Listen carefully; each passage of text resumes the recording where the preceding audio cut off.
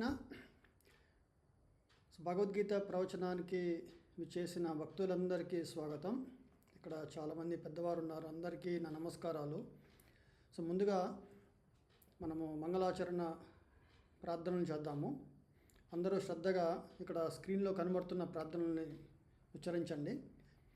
శ్రీ గురు ప్రణతి. ఓం అజ్ఞానాతిమిరాంధస్య జ్ఞానాంజనశలాకయా చక్షురున్మిళితం యేన తస్మై శ్రీ గురవే నమః. శ్రీ చైతన్య మనోభీష్టం స్థాపితం యేన భూతలే స్వయం రూపా కదా మహ్యం దదాతి స్వపదాంతికం. శ్రీల ప్రభుపాద ప్రణతి. నమో ఓం విష్ణుపాదాయ కృష్ణప్రేష్ఠాయ భూతలే శ్రీమతే భక్తివేదాంత స్వామినితి నామినే. నమస్తే సారస్వతే దేవే గౌరవాణి ప్రచారిణే నిర్విశేష శూన్యవాది పాశ్చాత్య దేశతారిణే. పంచతత్వ మంత్రము. జయ శ్రీ కృష్ణ చైతన్య ప్రభు నిత్యానంద శ్రీ అద్వైత గదాధర శ్రీవాసాది గౌరభక్త వృంద. హరే కృష్ణ కృష్ణ కృష్ణ హరే హరే, హరే రామ రామ రామ హరే హరే. అందరూ శ్రద్ధగా భగవన్ నామస్మరణ 3 సార్లు చేద్దాము. హరే కృష్ణ కృష్ణ కృష్ణ హరే హరే, హరే రామ రామ రామ హరే హరే. హరే కృష్ణ కృష్ణ కృష్ణ హరే హరే, హరే రామ రామ రామ హరే హరే. హరే కృష్ణ కృష్ణ కృష్ణ హరే హరే, హరే రామ రామ రామ హరే హరే. ఓం నమో భగవతే వాసుదేవాయ. ఓం నమో భగవతే వాసుదేవాయ. ఓం నమో భగవతే వాసుదేవాయ. హరే కృష్ణ. ఈరోజు మనము భగవద్గీత యథాతథము 2వ అధ్యాయము గీతాసారము గురించి మనము చర్చించుకుందాము. పోయిన వారము మనము అర్జునుడి ప్రశ్నలు, అంటే అర్జునుడు యుద్ధం నిరాకరించడానికి 5 రకాల కారణాలు చెప్పాడనమాట. అంతవరకు మనము చర్చించుకున్నాము. ఈరోజు మనము కృష్ణుడు ఏ విధమైన ఉపదేశం అందించారు సర్వ మానవాళికి అనేది మనం చూద్దాం ఈరోజు. ఇక్కడ మీకు వాట్సాప్లో నేను చాలా సారాంశంగా 5 యొక్క కారణాలు వివరంగా చెప్పడం జరిగింది. సారాంశంగా ఆ 5 ఇక్కడ పాయింట్స్ రూపంలో జతపరిచాను.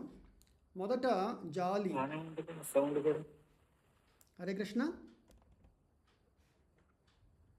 వినబడుతుందండి సౌండ్, నా వాయిస్? ఓకే.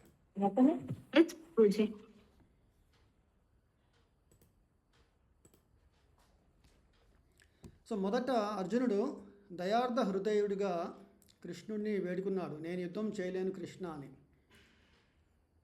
రెండో పాయింట్ ఏం చెప్పారంటే, ఓ కృష్ణ, నాకు అన్ని విపరీతాలు కనబడుతున్నాయి, దీంట్లో ఎటువంటి శ్రేయస్కరం లేదు, ఎటువంటి ఆనందం లేదు. ఓకే.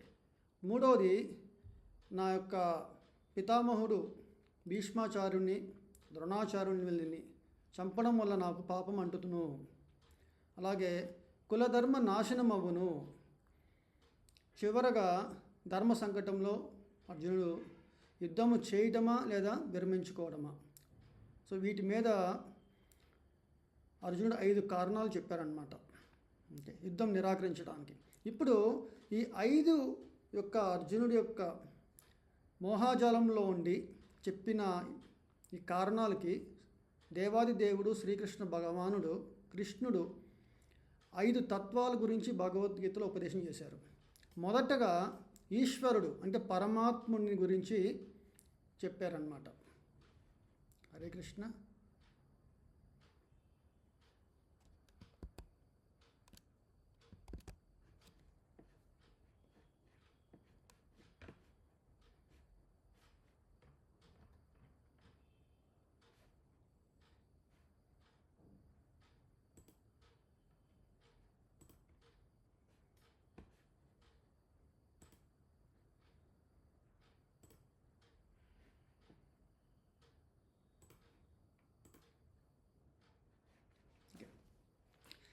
మొదటగా ఈశ్వరుడు పరమాత్మ తత్వం గురించి చెప్పారు. రెండోది ఆత్మతత్వము అంటే జీవుడు గురించి చెప్పారు. మూడోది ప్రకృతి, నాలుగోది కర్మ, 5 కాలము. సో ఈ 5 తత్వాల గురించి భగవద్గీతలో చాలా వివరంగా కృష్ణోపదేశం చేశారన్నమాట. సో ఈరోజు మనము ఈ 2వ అధ్యాయంలో 11వ శ్లోకం నుంచి 72వ శ్లోకం వరకు కృష్ణుడు జీవుడి గురించి అంటే ఆత్మతత్వం గురించి, కర్మ గురించి చెప్తారన్నమాట. సో మొదటగా 11వ శ్లోకము. శ్రీ భగవానువాచ అశోచ్యానన్వశోచస్త్వం ప్రజ్ఞావాదాంశ భాషసే గతాసూన్ అగతాసూంశ్చ నాను శోచంతి పండిత. దేవాది దేవుడైన శ్రీకృష్ణ భగవానుడు పలికెను, ప్రజ్ఞను కూడిన పలుకులను పలుకుచూనే నీవు దుఃఖింపదగని విషయమును గూర్చి దుఃఖించుచున్నావు. జీవించి ఉన్న వారిని గూర్చి కానీ మరణించిన వారిని గూర్చి కానీ పండితులైన వారు శోకించరు. ఇక్కడ శ్రీకృష్ణుడు ఏమంటున్నారంటే, ఓ అర్జున, నువ్వు పండితుడి వలె ప్రజ్ఞావాదం చేశావు, అంటే చాలా గొప్పగా చెప్పావు, చాలా కారణాలు చెప్పావు ఎందుకు యుద్ధము చేయరాదు అని. కానీ నీకు ఒక విషయం అర్థం కాలేదు, పండితుడైన వాడు దాని గురించి దుఃఖించడు, అంటే ఈ శరీరం గురించి దుఃఖించడు. ఎందుకంటే శరీరము 2 దశల్లో ఉండొచ్చు. ఇప్పుడు ఉన్న దశలో జీవిస్తుంది శరీరము, లేదా ఈ యొక్క ఆత్మ ఈ శరీరం నుంచి విరమించిన తర్వాత శరీరము మరణావస్థ స్థితిలో ఉంటుంది. అంటే గత అగత అన్నమాట. అగత అంటే లివింగ్, గత గతించుదు. సో గతించిన అగతించిన ఈ 2 దశల్లో కూడా శరీరం గురించి ఈ పండితులు దుఃఖించారు. ఎందుకంటే ఈ శరీరము ప్రతి నిమిషము మన శాస్త్రవేత్తలు కూడా చెప్పారు, సైంటిస్టులు, మన శరీరంలో ఉన్న చాలా కణాలు ప్రతి క్షణంలో మార్పు చెందుతూ ఉంటాయి అన్నమాట. అంటే శరీరము ప్రతి నిత్యము చావుకి దగ్గర అవుతూనే ఉంటుంది. అంటే ఒక శరీరము వెళ్ళి మనకు శరీరం వస్తుందన్నమాట. సో ఈ యొక్క మార్పుని మనము గమనించటలేదు. అందుకే కృష్ణుడు ఇక్కడ ఏమన్నారంటే, పండితుడు మాత్రమే శరీరము ఆత్మ 2 వేరు అనేది తెలుసుకోగలుగుతారు. ఎట్లా తెలుసుకుంటారు పండితులు? పండితులు శాస్త్రాన్ని అధ్యయనం చేస్తారు. అంటే శ్రీకృష్ణ భగవానుడు ఏమి చెప్పారో దానిని శ్రద్ధగా, ఎలాగైతే ఒక పిల్లవాడు తన తల్లిదండ్రులు ఏం చెప్పారో వాడిని జవదాటకుండా ఉంటారు. వాళ్ళు శ్రద్ధగా విని ఆచరిస్తారు. అలాగా పండితులకి మాత్రమే ఈ యొక్క జ్ఞానము విజ్ఞానము అవగతమవుతుందని చెప్తున్నారు అన్నమాట కృష్ణుడు. 12వ శ్లోకంలో, నత్వేవాహం జాతు నాశం నత్వం నిమే జనాధిప నచైవ న భవిష్యామః సర్వే వయమతః పరం. అర్జున, నేను గాని నీవు గాని ఈ రాజులందరూ గాని నిలిచియుండని సమయమేదియును లేదు. ఇక ముందు భవిష్యత్తునందు మనమెవ్వరము ఉండకపోము. ఇక్కడ ఏమంటున్నారంటే, నత్వే అహం, అహం అంటే నేను. తర్వాత కృష్ణుడు ఏమంటున్నారంటే నత్వం నువ్వు.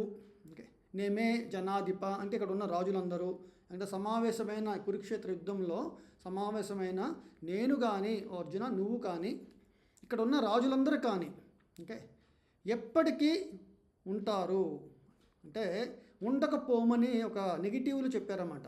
అంటే ఎట్లా అంటే ముందు ఇది వరకు గతంలో ప్రస్తుతము అండ్ భవిష్యత్తులో మనము ఉండకుండా ఉండము, అంటే ఉండకపోము అంటున్నారు. అంటే ఎప్పటికీ ఎటర్నల్ అంటే శాశ్వతమైన జీవులమని చెప్తున్నారు అన్నమాట. ఇక్కడ కృష్ణుడు ఒక వ్యక్తిత్వం గురించి మాట్లాడుతున్నారు. నేను అనే కృష్ణుడు, నీవు అనే అర్జునుడు ఒక వ్యక్తిత్వం. ఎప్పటికీ కూడా భగవంతుడిలో ఐక్యమైపోయి, అంటే నిరాకార వాదాన్ని కృష్ణుడు ఇక్కడ బోధించడం లేదు. మనం ఎప్పటికీ శాశ్వతమైన జీవులమే. భగవంతుడు జీవుడికి మధ్యలో ఉన్న ఒక ఒక భేదం అనేది ఎప్పుడు ఉంటుంది. ఓకే, దాని సనాతనం అద్వైతము అని చెప్పారు చూసారా. అద్వైతం ఏంటంటే భగవంతుడికి మనకి గుణములు ఒకటే ఉంటాయి, క్వాలిటీ ఒకటే. అంటే ఒక సముద్రము అంటే సింధువులో ఒక బిందువుని తీస్తే, ఒక నీటి బొట్టుని తీస్తే ఎటువంటి ఓకే శరము అంటే సాల్ట్ నేచర్ ఉంటుందో, అలాగే భగవంతుడికి మనకి ఓకే క్వాలిటేటివ్గా అంటే గుణములుగా ఎటువంటి భేదము లేదు. కానీ భగవంతుడు వచ్చి సింధు, మనము బిందు, భగవంతుడు వచ్చి విభు, మనము అణు అని వివరంగా ఇక్కడ చెప్తున్నారు అన్నమాట. కఠోపనిషత్తులో ఒక మంచి శ్లోకం ఉంది. నిత్యానాం చేతనాశ్చేతనానాం ఏకో బహునాం యో విదదాతి కామాన్ తమాత్మస్థం ఏను పశ్యంతి ధీరా తేషాం శాంతి శాశ్వతి నేతరేషాం. ఇక్కడ నిత్య అంటే ఇక్కడ ఒకరిని ఉద్దేశిస్తుంది. నిత్యానాం అంటే చాలా మంది గురించి చెప్తున్నారు అన్నమాట. సింగులర్ ప్లూరల్ అన్నమాట. అలాగే చేతన సింగులర్, చేతనానాం అంటే బహు ఉద్దేశిస్తుంది అనమాట. ఓకే, ఏకవచనం బహువచనం లాగా. ఇక్కడ ఆ ఏకవచనం ఎవరిని సంబోధిస్తుందంటే భగవంతుని సంబోధిస్తుంది. భగవంతుడు శాశ్వతమైన వ్యక్తి, ఓకే, చైతన్యం కలిగిన వ్యక్తి. మనం కూడా శాశ్వతమైన చైతన్యం కలిగిన వ్యక్తులము. ఓకే, కానీ మనకి భగవంతుడికి తేడా ఏంటంటే ఏకో బహునాం యో విదిదాతి కామాన్. మన అన్ని యొక్క కామాలను అంటే మనకి శరీరానికి అంటే మన ఉన్నతికి కావాల్సినవి ఏమి అయినా సరే, ఇప్పుడు మనకు ఆహారం కావాలి, ఓకే, మనకు గాలి కావాలి, నీరు కావాలి, అన్నిటినీ ఓకే దేవాది దేవుడు భగవంతుడు మనకు అందిస్తున్నాడు అన్నమాట. ఓకే, అది ఇక్కడ చెప్పడం జరిగింది. ఏకో బహునాం. ఓకే, ఆ ఏకో ఎవరంటే భగవంతుడు, బహునాం అంటే అన్ని జీవరాశులకి విదదాతి కామాన్ అన్నీ సమకూరుస్తున్నారు. ఎలాగైతే తల్లి తండ్రి ఇంటికి పెద్ద దిక్కు పిల్లలకి అన్నీ ఏర్పాటు చేస్తారు, అలాగే చెప్పారన్నమాట. సో ఎవరైతే ధీరులు దీన్ని గమనిస్తారో వాళ్ళకి మాత్రమే శాంతి లభిస్తుంది అని చెప్తున్నారన్నమాట. ఇక్కడ మనం అర్థం చేసుకోవాల్సింది ఏంటంటే ప్రస్తుతము గురించి మనకు తెలుసు, కానీ గతము గురించి భవిష్యత్తు గురించి మనకు తెలియదు.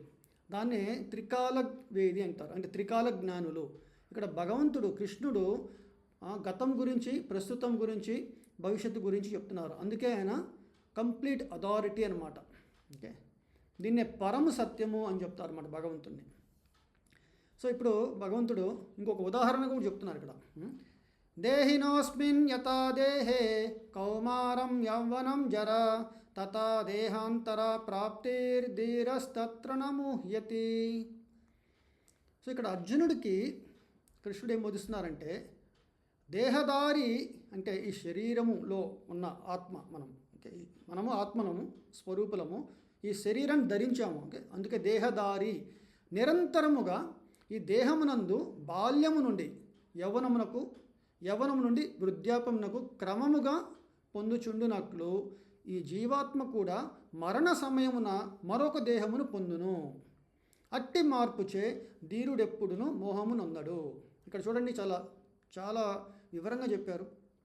అంటే ఒక పిల్లవాడికి కూడా అర్థమయ్యే భాషలో దేహినోస్మిన్ యథా దేహే, ఈ దేహంలో ఉన్న దేహి అంటే ఆత్మ, కౌమారం యవ్వనం జర అంటే బాల్యము నుండి యవ్వనము నుండి జర అంటే వృద్ధాప్యము ఎలాగైతే మార్పు చెందుతుందో కాలక్రమేణా, అలాగే మరణ సమయమున అంటే ఈ దేహముకి ఎప్పుడైతే ఒక ఎక్స్పైరీ డేట్ అంటారు కదా, అంటే ఈ దేహంలో మనం జీవించడం చాలా దుర్లభం అవుతుందన్నమాట. అప్పుడు భగవంతుడు మనకి వేరొక దేహాన్ని మనకి ప్రసాదిస్తారు. ఓకే, ఈ యొక్క ప్రకృతి ద్వారా అన్నమాట. సో అందుకే ఇక్కడ చెప్పారంటే మరణ సమయమున మరొక దేహమును పొందును. ఓకే, కానీ ధీరుడు మాత్రము ఈ శరీరం ఏంటి, ఆత్మ ఏంటి, ఓకే, చాలా వివరంగా తెలుసు కాబట్టి, అంటే దాన్ని సెల్ఫ్ రియలైజేషన్ అంటారు, ఆత్మ సాక్షాత్కారం అంటారు అన్నమాట. తెలుసు కాబట్టి ఎప్పుడు కూడా ధీరుడు మోహము చెందడు. ఓ అర్జున, నువ్వు చూపిస్తున్న జాలి దేని గురించి చూపిస్తున్నావు? శరీరం గురించే కదా. మరి ఆ శరీరము ఓకే ఎప్పుడు గతిస్తుంది, కానీ ఆత్మ ఈ శరీరాన్ని వదిలి ఇంకొక శరీరానికి దేహమును పొందుతుంది అని చెప్తున్నారు అన్నమాట. ఇక్కడ మనం చెప్పుకోవాల్సిన ఒక ఇంపార్టెంట్ విషయం ఏంటంటే, అర్జునుడు చాలా సుక్షత్రియుడు, చాలా జ్ఞాన సంపన్నుడు కూడా. అన్ని క్షత్రియోచిత విద్యలు నేర్చాడు. సాక్షాత్తు పరమశివుని సాక్షాత్కారం కూడా ఆయన లభించింది. ఇంకా చెప్పాలంటే నరనారాయణులు అని వినుంటారు. నారాయణుడు వచ్చి కృష్ణుడు, నరుడు వచ్చి అర్జునుడు. మరి అటువంటి ఓకే మనం ఆ అవతార పురుషులైనా అనొచ్చు, లేదా క్షత్రియుడిగా కూడా ఆయనకున్న జ్ఞానం అనేది చాలా గొప్పది. కానీ ఇక్కడ భగవంతుడి యొక్క లీలానుసారంగా అర్జునుడు మోహజాలంలో పడవేశారు. ఒకటి. రెండోది, అర్జునుడికి జ్ఞానం అయితే ఉంది, అందుకే ఆయన రాజనీతి శాస్త్రం చెప్పారు, ధర్మశాస్త్రాలు చెప్పారు. కానీ ఆయనకున్న జ్ఞానంలో నేను ఆత్మ అని తెలుసు, కానీ ఆత్మ అనే ఒక విజ్ఞానము అనేది భగవంతుడు ఓకే మహాజయంలో పడేశారన్నమాట. ఎలాగైతే మనకందరికి తెలుసు నేను శాశ్వతమైన వాడిని కాదు, ఏదో ఒక రోజు ఓకే నాకు చావు తప్పదు అని తెలుసు. కానీ ఎవరైనా ఓకే రేపు ఉంటానో లేదో అని చాలా తగు జాగ్రత్తగా భగవంతుని శరణు పొందుతూనే ఉన్నారు. మనం ఎప్పుడు మోహంలో ఉండి మనం శరీరం కాదు ఆత్మస్వరూపంలో 10 సార్లు భక్తి చేస్తున్నప్పుడైతే ఇంకా మరీ వింటున్నా కూడా మనలో అటువంటి ఆత్మ పరిశీలన అనేది ఎందుకు జరగడం లేదంటే, మనం ఎప్పుడు కూడా ఆధ్యాత్మిక భావనలో ఉండాల్సిన మనము ఈ భౌతిక యొక్క కొన్ని సంక్లిష్ట పరిస్థితుల్లో మనం చిక్కుకొని ఉన్నాం అన్నమాట. అంటే దాన్ని ఏమంటారంటే యాంగ్జైటీస్. ఎప్పుడు చూసినా మన చింత అనేది ఎట్లా ఉందంటే, ఓకే రేపు నేను బతకడానికి కావాల్సినవన్నీ ఏర్పరచుకోవాలి, నా కుటుంబాన్ని నేను కాపాడుకోవాలి, అంటే ప్రతిదీ నేను నేను నేను అని ఒక అహం ఓకే నా సంబంధించిన అహం మమ అనే యొక్క మోహజాలంలో ఉండడం వల్ల భగవంతుణ్ణి మనము అర్థం చేసుకోలేకపోతున్నాము ప్రతి నిమిషము. ఇలాగ ఇక్కడ అర్జునుడు అలా మోహజాలంలో పడవేశారు కృష్ణ భగవానుడు. అందుకే ఆయనకు జ్ఞానం ఉంది, కానీ విజ్ఞానం అనేది లోపించింది. అందుకే ఇక్కడ భగవంతుడు అర్జునుడికి ఓకే అంటే సర్వ మానవాళ్ళని ఉద్దేశించి అర్జునుడికి బోధిస్తున్నారు అన్నమాట. ఈ కాలం అనేది చాలా సూక్ష్మమైనది. ఈ శరీరంలో జరుగుతున్న మార్పులు మనం గమనించట్లేదు. మన పిల్లవాడిని కూడా చూస్తూ ఉంటాము ఓకే, కానీ బయట వాళ్ళు చెప్తారు మీ అబ్బాయి చాలా పెద్దవాడైపోయారని, మనకు అనిపించట్లేదు. అది అన్నమాట గొప్పది ఇక్కడ ప్రకృతి. సో ఇక్కడ మనకి ఈ యొక్క జన్మ వరకే మనకు అవగాహన ఉంది. అంటే పుట్టినప్పుడు కూడా ఏ విషయాలు జరిగినా మనకు జ్ఞాపకం కూడా ఉండవు సరిగ్గా. అంటే నూతిలో కప్పవలే, అంటే మనకి ఎటువంటి విజ్ఞానాన్ని మనం ఆశ్రయించకుండా ఎప్పుడు చూసినా ఆహార నిద్ర భయమైతున అని నాలుగు ఒక కార్యలోపాల్లోనే మనం బతుకుతున్నాం అన్నమాట. అంటే జంతువు ఎలాగైతే తినడము, పడుకోవడము, ఓకే సంపర్కము, ఓకే తనను తాను కాపాడుకోవడము, రక్షించుకోవడం, ఈ పనులు మాత్రమే చేస్తాయన్నమాట. సో దీన్నే మనకి శాస్త్రాలు ఉపదేశించారన్నమాట. ఆహార నిద్ర భయమైతునాం సామాన్యమేతత్ పశుభి నరానాం ఓకే ధర్మోహి ఏకో అధికో విశేషు ధర్మేన హీన పశుభి సమాన అన్నారన్నమాట. అంటే ధర్మము అంటే విద్య లేనివాడు వింత పశువు అని చిన్నప్పటి నుంచి మనం పెద్ద బాల శిక్షలో చెప్పినట్టుగా ఓకే ఇక్కడ ఏం చెప్తున్నారంటే హితోపదేశంలో ధర్మము లేని ఒక వ్యక్తి పశువుతో సమానము. అంటే ద్విపాద పశువు అంటే రెండు కాళ్ళ పశువు అన్నమాట. అంటే జంతువు 4 కాళ్ళ మీద ఉంటుంది. మనము జంతు లక్షణాలనే మనము చేయడం వల్ల ఇక్కడ మనల్ని కూడా ధర్మం ఆచరించకపోవడం వల్ల, అంటే ఆ విజ్ఞానం లోపించడం వల్ల, ఆత్మతత్వాన్ని మనము దాని గురించి అర్థం చేసుకోకపోవడము ఓకే దాని గురించి ఆచరణలో కూడా లేకపోవడం. కొంతమంది అర్థం చేసుకుంటారు ఏదో ఓకే థియరిటికల్గా అనమాట ఓకే, కానీ వాటిలో ఆచరణ ఉండదన్నమాట. సో అటువంటి వాళ్ళు చాలా మూఢులు అని ఇక్కడ దేవాదేవుడు చెప్తున్నారు అన్నమాట. ఎవరైతే తెలుసుకుంటారో వాళ్ళు ధీరులు. ఓకే ఇక్కడి నుంచి మనం అర్థం చేసుకోవాల్సింది ఏంటంటే ఆత్మతత్వాన్ని భగవంతుడు అర్జునుడు చెప్తున్నారు. కానీ అర్జునుడికి ఒక సందేహం వచ్చింది. ఓ కృష్ణ నువ్వు చెప్పిందంతా బాగానే ఉంది, నాకు తెలుస్తుంది నేను ఆత్మనే, అక్కడ ఎవరు అంటే చనిపోరు ఇక్కడ, అంటే ఓన్లీ శరీరాలు మాత్రమే చంపబడతాయి, అందరూ శాశ్వతమైన వాళ్ళే. కానీ వాళ్ళని చంపిన తర్వాత నా కళ్ళ ముందు ఉండరు కదా, నా తండ్రి నా కళ్ళ ముందు ఉంటేనే కదా నాకు ఆనందము, నా గురువు, నా పితామహుడు. ఓకే, మరి వాళ్ళు లేని లోకాన్ని నేను ఎట్లా ఉండగలుగుతాను అనేది అర్జునుడి యొక్క వాదన అన్నమాట. దాని కృష్ణుడు ఏమంటారంటే ఇక్కడ మాత్రా స్పర్శాస్తు కౌంతేయ శీతోష్ణ సుఖ దుఃఖద ఆగమాపాయినో నిత్యాస్తాం తితిక్షస్వ భారత. ఓ కుంతిపుత్ర, సుఖ దుఃఖముల తాత్కాలికమైనట్టి రాకయు కాలక్రమమున వాటి పోకయు శీత గ్రీష్మ కాలముల రాకపోకల వంటివి. అంటే ఇక్కడ మనం అర్థం చేసుకోవాల్సింది, ఈ సుఖ దుఃఖాలు మాత్రా స్పర్శ అంటే ఇంద్రియ అనుభవం అన్నమాట. మాత్రా స్పర్శ అంటే మనం ఇక చన్నీళ్ళు పోసామనుకోండి చల్లగా అనిపిస్తుంది, చలికాలంలో కష్టంగా ఉంటుంది. అదే ఎండాకాలంలో అదే చన్నీళ్ళు పోస్తే ఎంత హాయిగా అనిపిస్తుంది మనకి స్పర్శ. ఓకే, ఈ మాత్రా స్పర్శ ఎందుకు చెప్పారంటే, ఓ అర్జున నువ్వు పొందుతున్న బాధ, సంతోషం అనేది తాత్కాలికమైనవి సుఖ దుఃఖాలు. దాన్ని ఎలా అర్థం చేసుకోవాలి? ఎలాగైతే వింటర్ సమ్మర్ అంటే శీతాకాలము గ్రీష్మకాలం వస్తుంటే పోతుంటాయి, ఏది కూడా శాశ్వతం కాదు. అంటే నువ్వు అనుభవిస్తున్న ఆనందము, నువ్వు ఒక్కోసారి అనుభవిస్తున్న బాధలు ఏది శాశ్వతం కాదు. ఈరోజు సంతోషంగా ఉన్నావు కానీ తర్వాత ఉండవు, ఈరోజు బాధతో ఉన్నావు తర్వాత ఉండవు. అంటే ఈ కాలక్రమేణా అన్నిటినీ దూరం చేస్తుంది. ఒకప్పుడు పొందిన ఆనందాన్ని ఈరోజు అదే ఆనందాన్ని మనం ఎందుకు లేకపోతున్నాము? ఒకప్పుడు పొందిన బాధను ఈరోజు మనం అదే బాధలు ఎందుకు ఉండట్లేదు? దాన్నే కాలము, ఓకే, కాల ప్రభావము అని చెప్పేసి అనమాట. ఓకే, సో అందుకని ఓ అర్జున, ఓ భరత వంశీయుడా, అవి ఇంద్రియానుభావముల వలన కలుగుచుండును. అందరూ అంటే ఎల్లరూ కలత నొందక వాటిని సహించటం నేర్చుకునవలను. అంటే మనం సహించాలి.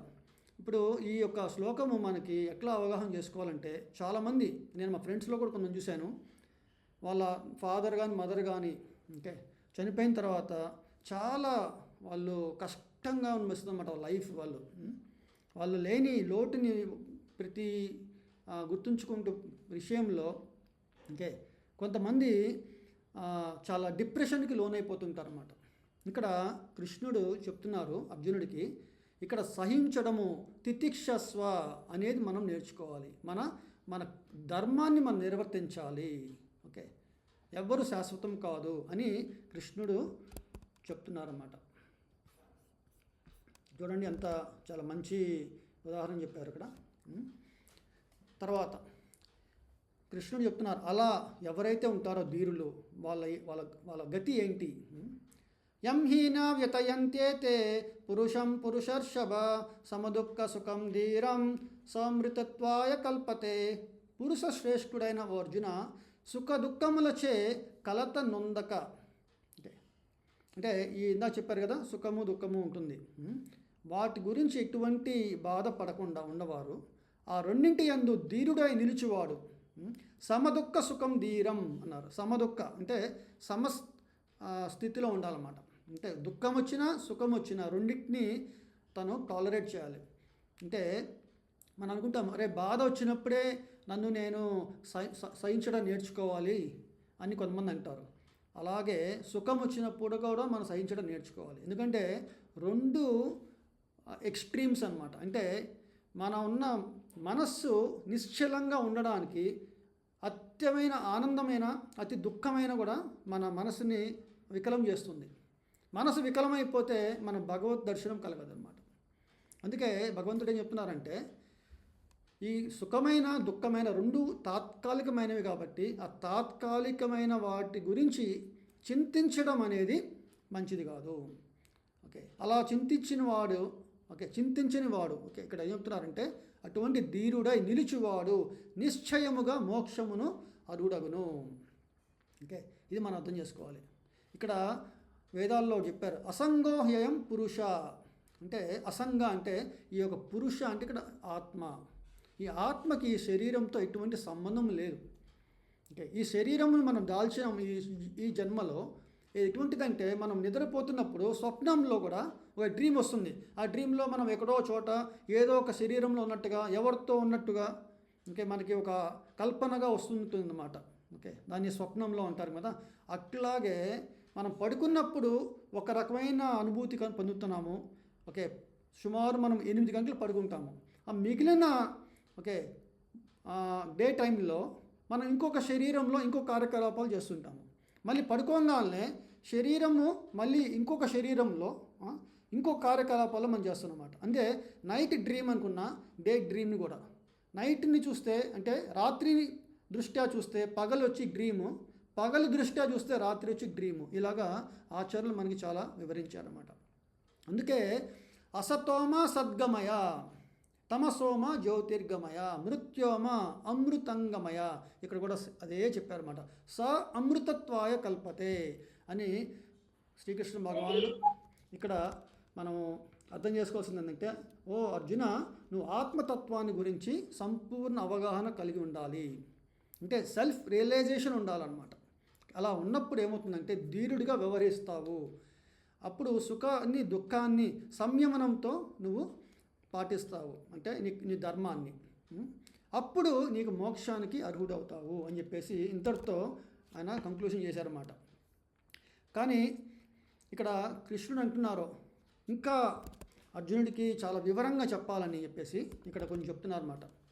ఓకే, ఇక్కడ నేను ఈరోజు నేను 60 శ్లోకాల గురించి ప్రస్తావన చేయాలి. కొంచెం ఇప్పటి వరకు వివరంగా చెప్పాము, అంటే శ్లోకాన్ని ఉచ్చరిస్తూ.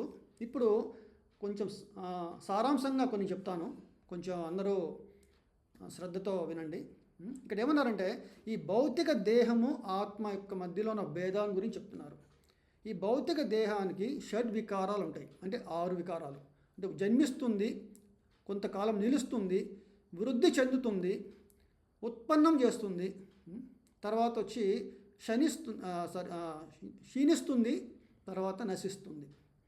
చూడండి ఇక్కడ, అందుకే ఇక్కడ ఇంగ్లీష్లో రాశాను.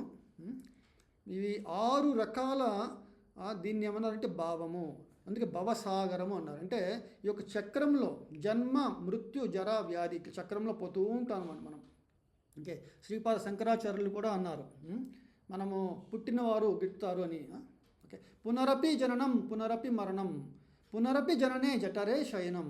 సో ఇలాగా ఈ యొక్క భగవద్గీతలో కూడా కృష్ణ భగవానుడు ఇదే చెప్పారన్నమాట. సో భౌతిక దేహము ఆత్మ మధ్యలో భేదం ఏంటంటే భౌతిక దేహము ఈ 6 మార్పులు చెందుతూనే ఉంటుంది. అసత్యమైనది, తాత్కాలికమైనది. కానీ ఆత్మ తత్వము ఏంటంటే సత్యమైనది. ఓకే, అందుకని తత్వదర్శిభి వాళ్ళు ధృవీకరించారు. ఏమని ధృవీకరించారు?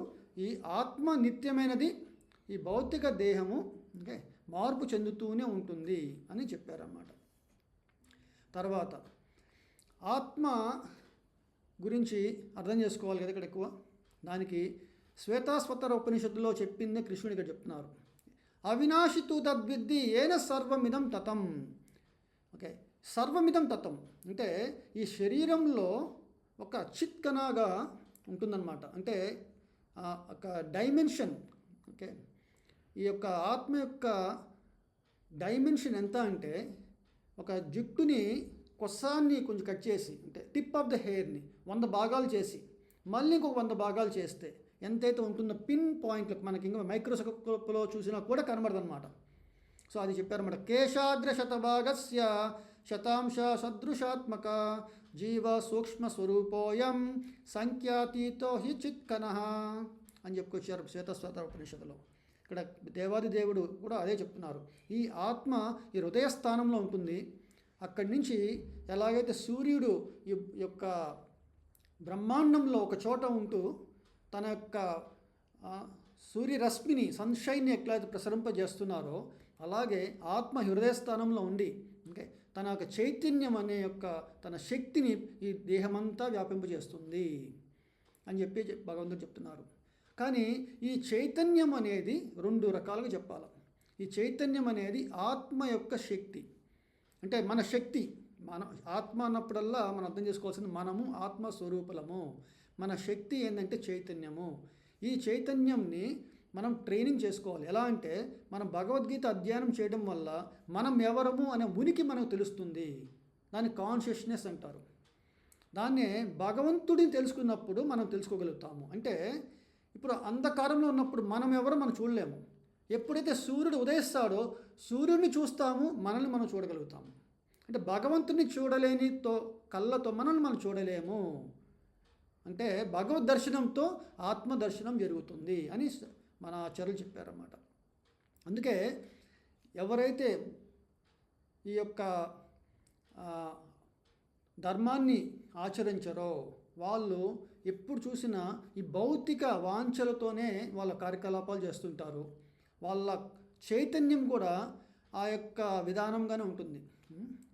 ఇంకా చెప్పాలంటే మనకి 3 గుణాలు ఉన్నాయి, సత్వ రజస్తమ. ఈ తమో గుణము రజోగుణంలోనే ఉంటారన్నమాట. జంతు ప్రవృత్తి ఉంటుందన్నమాట వాళ్ళకి. కానీ ఎవరికైతే వాళ్ళ చైతన్యంని తన భగవంతుడి యొక్క కనెక్షన్లో, అంటే ఆచార్యుల ఉపాసనంలో ఉంటారో వాళ్ళకి మాత్రమే భగవద్ దర్శనం లభిస్తుంది. ఎలా లభిస్తుంది? ఇందాక చెప్పినట్టుగా జ్ఞానము విజ్ఞానము. ఈ సత్పురుషుల సాంగత్యంలో మనకి ఆ విజ్ఞానం లభిస్తుంది అని కఠోపనిషత్తులో, శ్వేతాశ్వతర ఉపనిషత్తులో చెప్పారన్నమాట. సో కృష్ణ భగవాన్ అన్నారు, అర్జున, ఈ శరీరం అంతటి వ్యాపించి ఉన్నది ఎవరనుకుంటుంది? అది ఆత్మ. ఆ ఆత్మ నాశనం లేనిది అని తెలుసుకో. అట్టి అవినాశన అయిన ఆత్మను నశింపచేయుటకు ఎవ్వరికి కుదరదు, ఎవ్వరికి సమర్థుడు కాడు అని చెప్తున్నారు అన్నమాట. తర్వాత ఇప్పుడు ఇందాక చెప్పినట్టుగానే శరీరము ఆత్మ గురించి భేదము. మళ్ళీ కృష్ణ భగవానుడు, అంతమంతా ఇమే దేహ నిత్యస్యోక్త శరీరణ అనాశిన ప్రమేయస్య తస్మాద్యుధ్యస్వ భారత. ఇక్కడ అంతమంత, ఈ దేహము అంతవంతము, నాశనము అవుతుంది దేహము. కానీ శరీరణ అంటే ఈ ఆత్మ నిత్యమైనది అని చెప్పుకొస్తున్నారు. సో ఈ శరీరము ఏమవుతుందంటే 3 రూపాంతరాలు చెందుతుంది. మనము కొన్ని రిలీజియన్స్ వాళ్ళు దహన సంస్కారాలు చేస్తారు, అంటే బూడిదిగా మారుతుంది. కొంతమంది పూడ్చిపెడతారు, పూడ్చిపెట్టినప్పుడు ఏమవుతుంది? క్రిములు అన్నీ తినడం వల్ల డస్ట్గా మారుతుంది. కొంతమంది పార్సులు అని చెప్పారు ఆచార్యులు, శ్రీల ప్రభుపాదులు. వాళ్ళు ఏం చేస్తారంటే వాళ్ళు మరణానంతరం ఆ శరీరాన్ని, దేహాన్ని ఒక అడవిలో పడేస్తారు. ఏదో జంతువులు తినడం వల్ల వాటి యొక్క స్టూల్ రూపంలో మనకు వస్తుందన్నమాట, వ్యర్థంగా వస్తుందన్నమాట. సో ఇలాగ 3 రూపాంతరాలుగా ఈ శరీరము మార్పు చెందుతుంది, ఇది మరణానంతరంగా. అందుకని ఈ యొక్క శరీరము, ఈ దేహము అంతవంత అని చెప్పారు. సో అర్జున, తస్మాద్యుధ్యస్వ భారత, నీవు అందువలన భరత వంశీయుడా నీవు యుద్ధము చేయము అని చాలా చక్కగా ఇక్కడ వివరించారు. ఇక్కడ కృష్ణ భగవాన్ అంటున్నారు, జీవుడు చంపువాడని తలుచువాడు, చంపబడువాడని తలుచువాడు ఇరువురును అజ్ఞానులే. అంటే జీవుడిని మనం చంపలేము, చంపబడలేదు. ఎవరైతే అనుకుంటారో వాళ్ళిద్దరు అజ్ఞానులే. ఎందుకంటే ఆత్మ చంపదు, మరి చంపబడదు. అంటే ఇక్కడ శాశ్వతమైన ఆత్మని కృష్ణుడు వర్ణిస్తున్నారు అన్నమాట. ఇంకా ఈ యొక్క ఇంపార్టెంట్ శ్లోకాన్ని ఇక్కడ ఇందాక మనం ఫస్ట్లో చెప్పుకున్నాం కదా, నేను అర్జున, నువ్వు, ఇక్కడున్న రాజులందరూ గతంలో, ప్రస్తుతము, భవిష్యత్తులో, దాని గురించి ఇక్కడ మళ్ళీ ఎట్లా ప్రస్తావించారో చూడండి. నజాయతే మ్రూయతే వా కదాచిన్ నాయం భూత్వా భవితా వా న భూయః అజో నిత్య శాశ్వతోయం పురాణో నహన్యతే హన్యమానే శరీరే. ఇక్కడ ఆత్మ గురించి ఏం చెప్పారు? నా జాయతే మ్రూయతే వా కదాచిన్, ఎన్నటికీ కూడా జన్మించదు, మరణించదు. భూత్వా భవిత వాన భూయః, అంటే గతంలో కూడా జన్మించలేదు, ఇప్పుడు జన్మించదు, మున్ముందు కూడా జన్మించబోదు.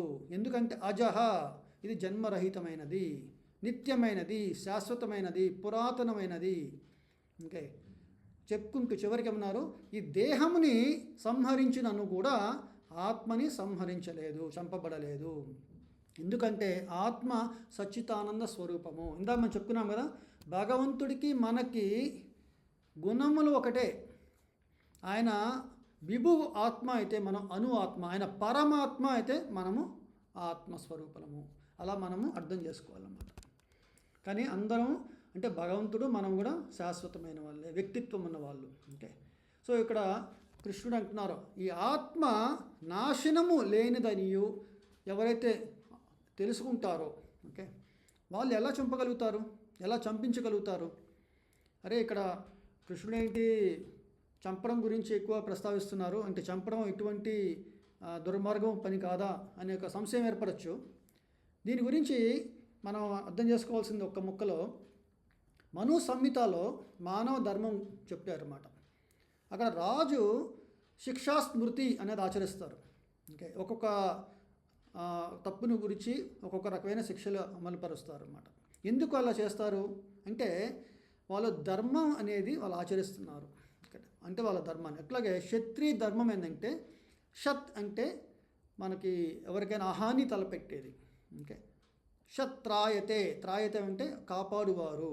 ఇక్కడ క్షత్రియులు అటువంటి క్రిమినల్స్ని మున్ముందు కూడా ఇంకా తప్పు చేరకుండా కాపాడుతూ తర్వాత మరణానంతరము వాళ్ళకి ఎక్కువ కర్మ అంటే అప్రారబ్ధ కర్మలో పడే కష్టాల నుంచి వాళ్ళు ముందుగానే టోకెన్ పనిష్మెంట్ ఇస్తున్నారన్నమాట. ఇక్కడే ఇహలోకంలోనే ఇస్తున్నారు. అది ఇందాక మనం ఇదివరకు కూడా చెప్పుకున్నాం ఒకసారి పోయిన క్లాస్లో, నరదేవుడు అంటారన్నమాట. ఓకే, సో మన రాజుని నరదేవుడు అంటారు. సో ఇక్కడ కృష్ణుడు అర్జునుడికి అంటున్నారు, నీ ధర్మాన్ని నువ్వు పాటించాలి, అది ఆదేశాన్ని మేరకు. ఓకే, సో ఇక్కడ కృష్ణుడు అంటున్నారు, వాసాంసి జీర్ణాని యథా విహాయ నవాని గృహ్ణాతి నరోపరాని తథా శరీరాన్ని విహాయ జీర్ణాని అన్యాని సంయాతి నవాని దేహి. సో ఎట్లాగైతే మనము జీర్ణమైన వస్తువులు, ఓకే, వాసాంసి జీర్ణాని అంటే జీర్ణమైన అంటే ఈ ఒక పాతబడిన వస్తువులు అంటే వస్త్రాలు. ఇక్కడ మన బట్టలు ఉన్నాయి కదా, మన పాతబడినప్పుడు వాటిని ఏం చేస్తాం మనం విడిచేసి నూతన వస్త్రాలు మరొక ధరిస్తాము. అదే విధముగా ఈ ఆత్మ కూడా జీర్ణమైన దేహములను విడిచి నూతనమైన దేహమును గ్రహిస్తుంది.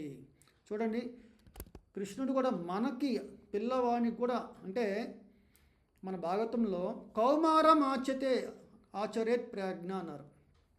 ధర్మాన్ భాగవతానిహ అంటే ఈ భాగవత ధర్మాన్ని కౌమార దశలోనే వాళ్ళు నేర్చుకోవాలి. అంటే మన పిల్లలకు కూడా మనకు నేర్పించాలి భగవద్గీత. ఇప్పుడు మనం అందరం వింటున్నాము, చూడండి ఎంత చక్కగా ఆయన ఉదాహరణలతో దేవాది దేవుడు మనకు చెప్తున్నారు. ఓకే, ఇది మనందరము చర్చించుకోవడం వల్ల ఆత్మతత్వాన్ని మనం ఇక్కడ చెప్పుకున్నట్టుగా విజ్ఞాన రూపంలో మనం అర్థం చేసుకోగలుగుతాము. ఇక్కడ అర్జునుడికి సందేహం వచ్చింది, ఓ కృష్ణ, నా దగ్గర చాలా అస్త్రాలు ఉన్నాయి, నా దగ్గర ఆగ్నేయాస్త్రం ఉంది, వారుణాస్త్రం ఉంది, చివరికి నా బ్రహ్మాస్త్రం ఉంది, మరి ఏ అస్త్రంతోనైనా సరే నేను ఆత్మను సంహరించలేనా అనేట్టుగా కృష్ణుడు ఏం చెప్తున్నారంటే, నైనం చిందంతి శస్త్రాని నైనం దహతి పావకః నచైనం క్లేదయంత్యాపో నా శోషయతి మారుతః. సో ఆత్మ ఇటువంటి అస్త్రాలకు ముక్కలుగా ఖండింపబడదు. అగ్నిచే దహతి పావకః అగ్నిచే దహింపబడదు.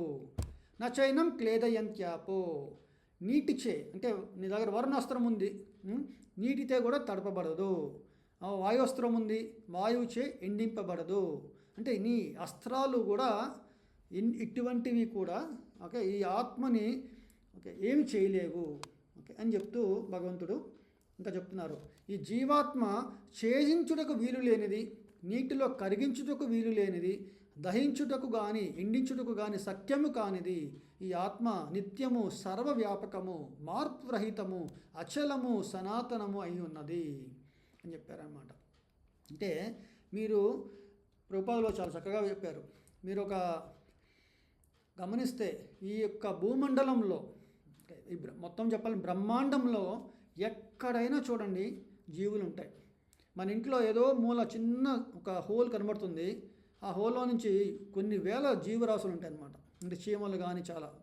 అలాగే ఇక్కడ సర్వవ్యాపకము అండ్ తర్వాత వచ్చి అచలము సనాతనము. అంటే ఈ యొక్క జీవుడు శరీరాల్ని దాలుస్తూ ఉంటున్నాడు. అలాగే చూడటం వల్ల మనకి ఏదో మార్పు చెందుతున్నట్టు అనిపిస్తుంటుంది, కానీ శరీరం మార్పు వల్ల ఆత్మకి ఎటువంటి మార్పు లేదు అని మనం అర్థం చేసుకోవాలన్నమాట.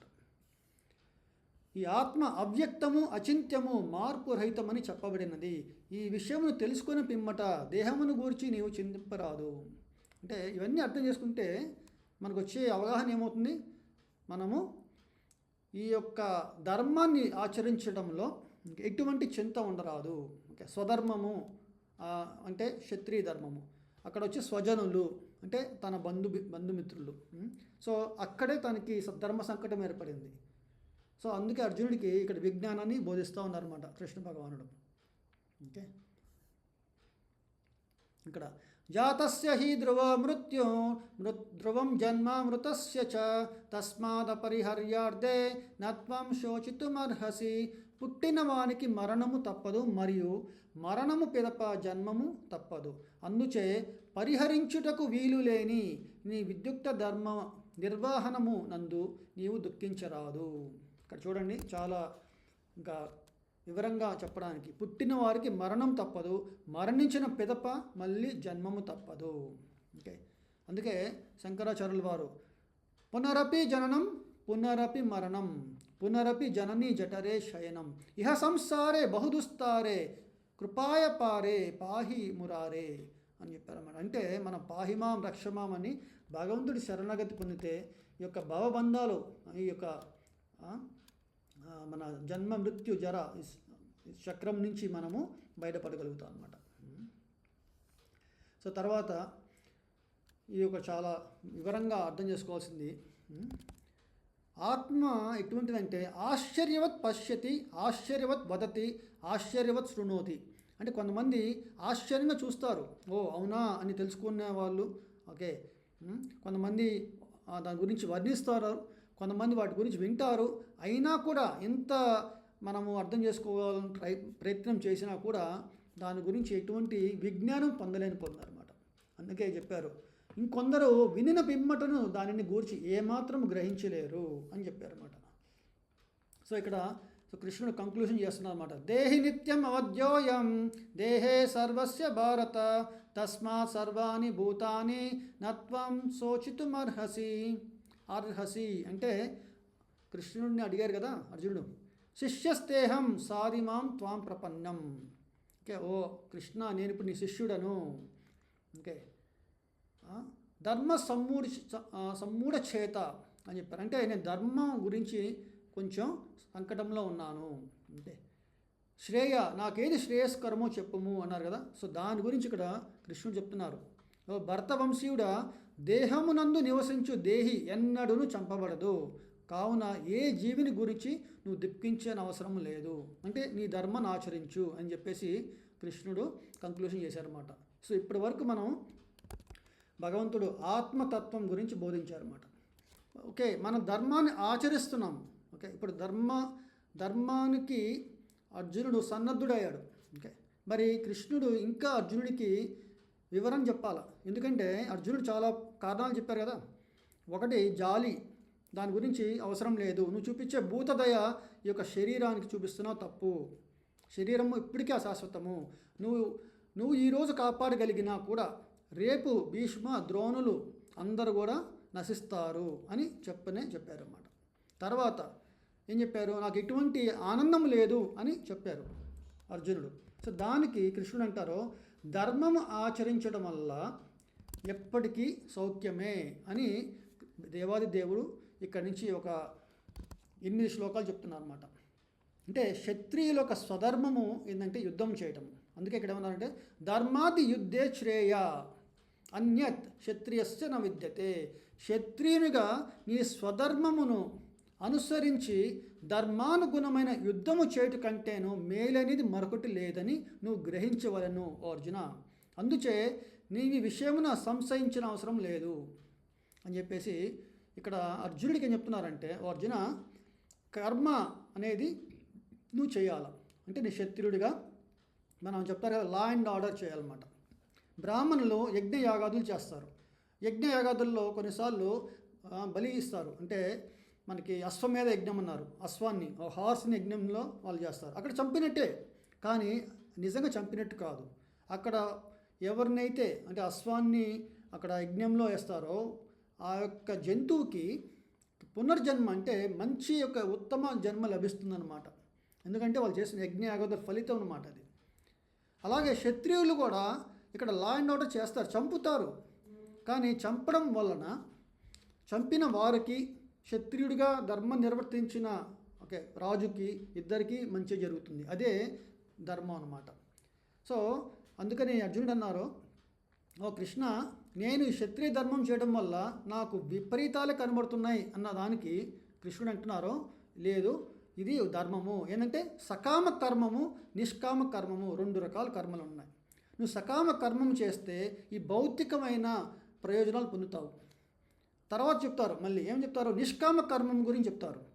అప్పుడు నీవు ఆధ్యాత్మిక ప్రయోజనాలు పొందుతావు.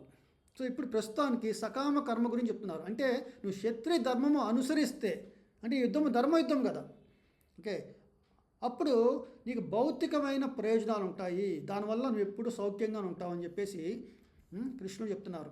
ఓ పార్థ, యదృచ్ఛయ అంటే యుద్ధ అవకాశము కోరకని అప్రయత్నంగా వచ్చింది. అప్పుడేమవుతుంది, స్వర్గద్వారం అపావృతం అంటే స్వర్గద్వారములను తెరిచినటువంటి యుద్ధములో వెన్ను చూపని ఓకే ఆ క్షత్రియుడికి ఓకే చెప్పారు. ఆయన డిఫరెంట్ అంటే వాళ్ళకి డిగ్రీస్ ఉంటాయన్నమాట. ఉత్తమ లోకాలు, ఇంద్రలోకం కూడా వాళ్ళకి అవకాశం ఉంది. సూర్యలోకానికి వెళ్ళగలుగుతారు. ఇట్లాంటివి వాళ్ళు చేసే క్షత్రియ ధర్మాన్ని బట్టి ఉంటుంది. అర్జున, ఓ పార్థ, స్వర్గద్వారములను తెరిచినటువంటి యుద్ధావకాశమును కోరకనే అప్రయత్నముగా పొందినటువంటి ఈ క్షత్రియులు సౌఖ్యవంతులు అని చెప్పేసి యుద్ధము చేయమని అర్జునుడికి చెప్తున్నారన్నమాట. ఒకవేళ ఈ ధర్మం నా కరిష్యసి అంటే ఈ ధర్మాన్ని నువ్వు చేయకపోతే ఏమవుతుంది, నీ స్వధర్మం చేయట్లేదు కదా, అప్పుడు నీ కీర్తి ఉండదు. ఓకే, స్వధర్మం చేయకుండా కీర్తి రాదు, పాపం కూడా అంటుతుందని చెప్తున్నారు అన్నమాట. ఓకే, తర్వాత కృష్ణుడు అంటున్నారు, నీ ధర్మాన్ని నిర్వర్తించకపోతే ఏమవుతుంది, అపకీర్తి వస్తుంది. మరి అపకీర్తి అనేది మరణం కంటే దారుణమైనది. అంటే గౌరవంగా బతికే వారికి అపకీర్తి అనేది చావుతో సమానమైనది. అందుకని ఇక్కడ అర్జునుడు శ్రేయస్కరం ఏంటి అంటే యుద్ధం చేయటం అని చెప్తున్నారు అన్నమాట. ఇంకా కృష్ణుడు అంటున్నారు, ఓ అర్జున, నువ్వు యుద్ధం నుంచి వైదొలిగితే ఓకే వాళ్ళు ఏమనుకుంటారు, శత్రుపక్షం వాళ్ళు అంటే కౌరవులు సేనా నాయకులు భయము చేతనే యుద్ధరంగమున నువ్వు వెళ్ళిపోయావు అనుకుంటారు. కానీ ఓకే నువ్వు చాలా హృదయము ద్రవిస్తుంది దయతో, నువ్వు ఎంతో మంచివాడివి అని వాళ్ళు తలుచుకోరు అని నేను ఇంకా చులకన చేస్తారు అని చెప్తున్నారు అన్నమాట.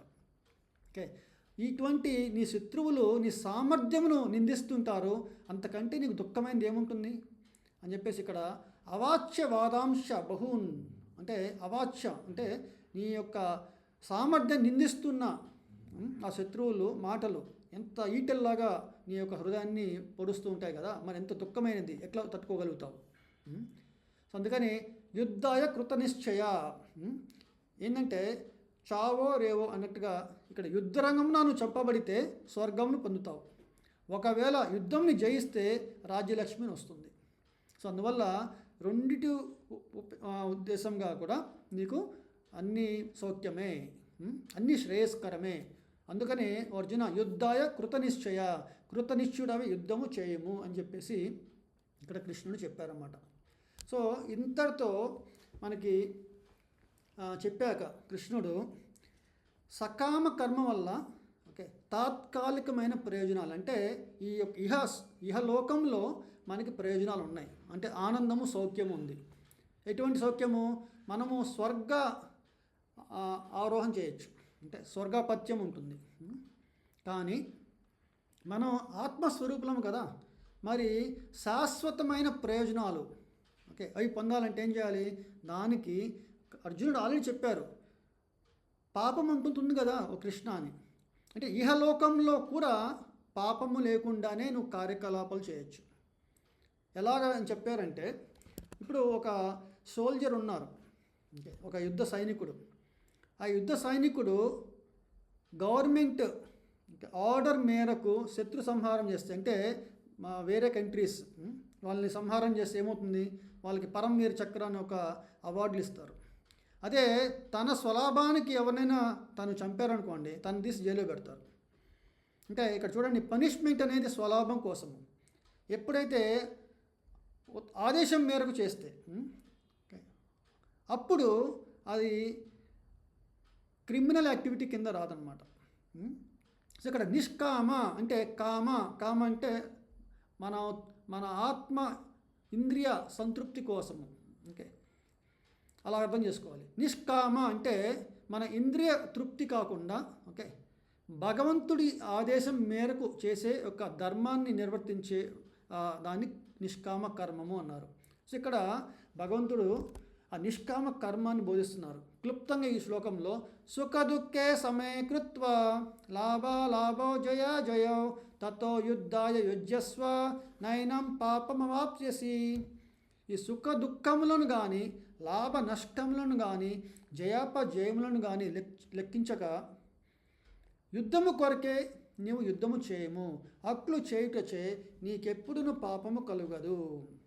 అంటే అర్జున, ఈ యొక్క కురుక్షేత్ర సంగ్రామాన్ని నా ఒక ఆదేశం మేరకే జరిగింది ఇదంతా. నేను తలంచాను యుద్ధం జరగాలి అని, నా తలంపుతోనే యుద్ధము జరుగుతుంది. ఎందుకు అనేది చాలా కారణాలు మనకి తర్వాత శ్లోకంలో 4వ అధ్యాయంలో చెప్తారు. పరిత్రాణాయ సాధూనాం వినాశాయ దుష్కృతాం అన్నారు. ఈ కౌరవులు దుష్కృతులు. సో ధర్మరాజు యొక్క రాజ్య ఎటువంటిదంటే రామరాజ్యం వలె ఉంటుంది. ఓకే, ఎందుకంటే భక్తుడు, వాళ్ళందరూ భక్తులు. కానీ దుర్యోధనుడు అలా కాదు, స్వలాభాని కోసమే తన రాజ్యపాలన చేస్తాడు. కాబట్టి అటు రాజుగా అటు ప్రజలకు ఓకే ఈ ఆధ్యాత్మిక అనుభూతిని అందించలేరు అనమాట. అంటే భగవత్ ప్రాప్తిని కలిగించలేరు వాళ్ళు. ఓకే, అందుకని దేవాది దేవుడు ఎప్పుడు కూడా తన యొక్క రిప్రజెంటేటివ్, ఓకే, ఆయన రాజునే ఓకే నిలబెట్టాలని చూస్తారు. ఓకే, ఎటువంటి అవతారంలో చూసినా మనకి మత్స్యావతారంలో కూడా ఓకే వైవస్వత మనుని ఆయన కాపాడారన్నమాట, మత్స్యావతారం. అట్లాగే రకరకాల ఓకే మనము గమనిస్తుంటాం. ఇప్పుడు రామావతారంలో ఉంది, రావణాసుని సంహరించారు, కానీ ఆ లంకను తను హస్తగతం చేసుకోలేదు. ఎందుకంటే విభీషణుడు ఉన్నారు, చాలా ఓకే సాధు సంపన్నుడు ఆయన విభీషణుడిని తాని లంకా రాజ్యాధిపత్యం చేశారు. సో ఇక్కడ కూడా కృష్ణుడు యుధిష్ఠిరుడిని ఓకే ఈ యొక్క కురు సామ్రాజ్యానికి అధిపత్యం చేయాలని తలంచారన్నమాట. ఓకే, కానీ అర్జునుడికి ఏం చెప్తున్నారంటే, అర్జున నువ్వు యుద్ధము కొరకే చేసినట్లయితే, అంటే నా ఆదేశం మేరకు చేసినట్లయితే నీకు ఎటువంటి పాపం అంటదు అని చెప్పేసి ఇక్కడ స్టార్ట్ చేస్తున్నారు అనమాట. ఓకే, సో కృష్ణుడు అన్నారు, ఓ అర్జున, ఇప్పటి వరకు నీకు సాంఖ్యము అనే యోగ సాధన గురించి చెప్పాను. ఇంకా సాంఖ్యము అంటే ఈ యొక్క బ్రహ్మాండంలో చాలా మనకి అంశాల గురించి చెప్పారన్నమాట. ఫర్ ఎగ్జాంపుల్ మీకు ఒక వివరణ చెప్పడానికి, ఈ యొక్క శరీరము పంచభూతాలతో కూడి ఉంది, అంటే 5 అంశాలు. అలాగే 24 అంశాలు ఉన్నాయి మొత్తం, దాన్ని సాంఖ్యయోగం అంటారు. అందులో 25 అంశం వచ్చి ఆత్మ, 26 వచ్చి పరమాత్మ. సో ఈరోజు మనము చెప్పుకున్న ఆత్మతత్వం అంతా కూడా సాంఖ్యయోగం కింద వస్తుందన్నమాట, ఆత్మజ్ఞానము. కానీ అర్జున, ఈ ఆత్మజ్ఞానం పొందిన అతను తన ధర్మాన్ని అనుసరించాలి కదా. ఫస్ట్ అనుసరించేదంటే సకామ ధర్మం, అంటే నేను క్షత్రియ ధర్మం అనుసరిస్తాను, ఓకే, దానివల్ల నాకు స్వర్గాపత్యం వస్తుంది.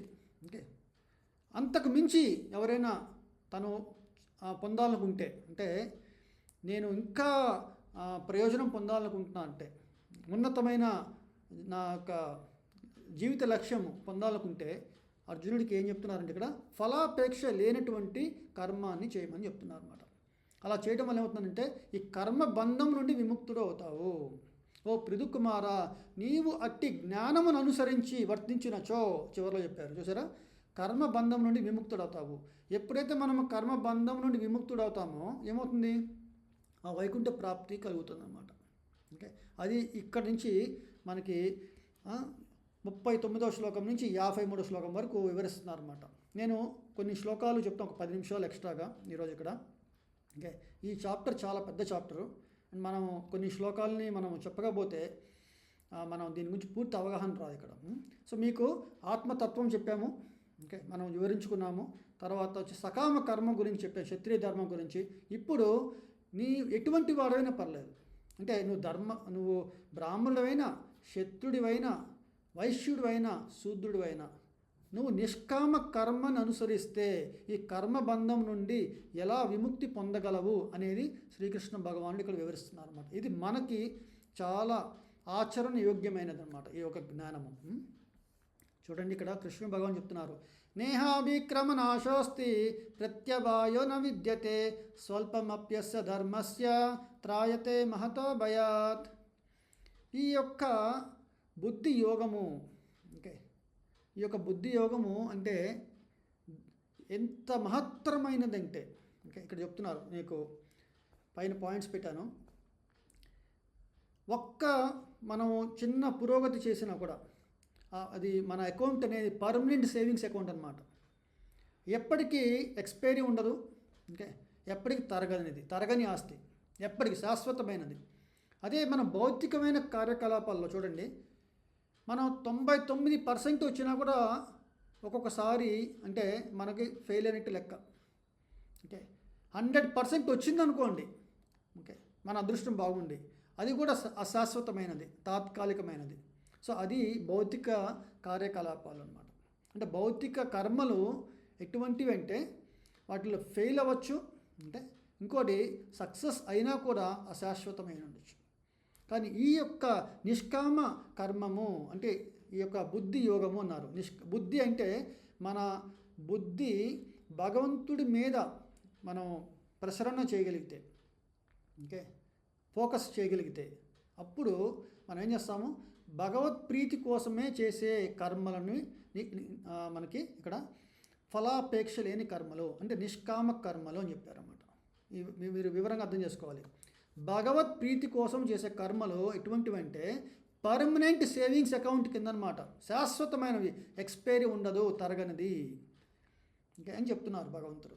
దానికి ఉదాహరణ ఏంటంటే అజామిలుడు, ఓకే, మీరందరూ కార్తీక పురాణాల్లో చదువుంటారు. తను భగవద్భక్తి ఆచరించారు. ఏదో తన కాలం కలిసి రాక ఒక వేశ్య సంపర్కం వల్ల తన ఒక అన్ని సద్గుణాలని విడిచాడు. కానీ తన చివరి పుత్రుడికి నారాయణుడు అని పేరు పెట్టుకున్నారు. అంత్యకాలమున యమదూతలు వచ్చారు తీసుకుపోవడానికి. ఆయన వాళ్ళని చూడంగానే భీతి చెంది నారాయణ నారాయణ నారాయణ నారాయణ అని ఆయన చాలా వెలుగెత్తి చాలా ఆతృతగా ఆయన భగవంతుని నామాన్ని ఉచ్చరించారన్నమాట, స్మరించారు. ఎప్పుడైతే నారాయణుడు విన్నారో వెంటనే విష్ణుదూతను పంపించారన్నమాట. ఇక్కడ ఎవరో నా భక్తుడు నన్ను తలుచుకున్నాడు అంత్యకాలమున, మీరు వెళ్ళి కాపాడండి అని.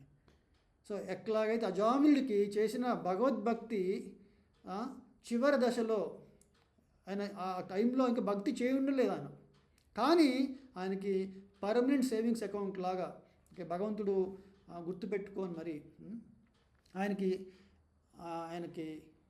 ఆ భగవత్ ప్రాప్తిని కలిగించడానికి అవకాశం ఇచ్చారన్నమాట. దాన్ని రూపాల్లో సెకండ్ ఛాన్స్, మొదటి తప్పు మనం అంతా చూసారా, మొదటి తప్పుగా నేను క్షమించాను అని సెకండ్ ఛాన్స్ ఇవ్వడం జరిగిందన్నమాట. సో అటువంటి మహత్తరమైనది, ఓకే, అనేది చెప్తున్నారు.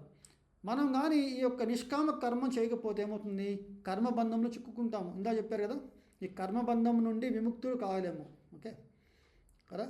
మరి కర్మబంధంలో ఉంటే ఏమవుతాము మనము, ఒక్కోసారి స్వర్గానికి వెళ్ళొచ్చు, ఒక్కోసారి నరకానికి వెళ్ళొచ్చు, ఓకే, లేకపోతే ఏ జంతువుగానో మనం వేరే జన్మలో శరీరంలో మనం వెళ్ళొచ్చు, ఓకే.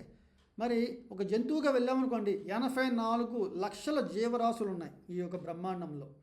మరి మళ్ళీ మనుష్య జన్మకి రావాలి అంటే ఇన్ని కోట్ల వేల సంవత్సరాలు మనం వెయిట్ చేయాల్సి వస్తుందో. సో అందుకనే ఇది ఒక మహత్తరమైన భయం, త్రాయతే మహతో భయాత్ అని చెప్పారనమాట ఇక్కడ. సో తర్వాత ఇక్కడ కృష్ణుడు అంటున్నారు, ఈ యొక్క నిష్కామ కర్మము చేయడం వల్ల ఏమవుతుంది, వ్యవసాత్మిక బుద్ధిర్ ఏకేహ కురునందన బహుశాఖ హెనంతశ్చ బుద్ధయో వ్యవసాయినాం.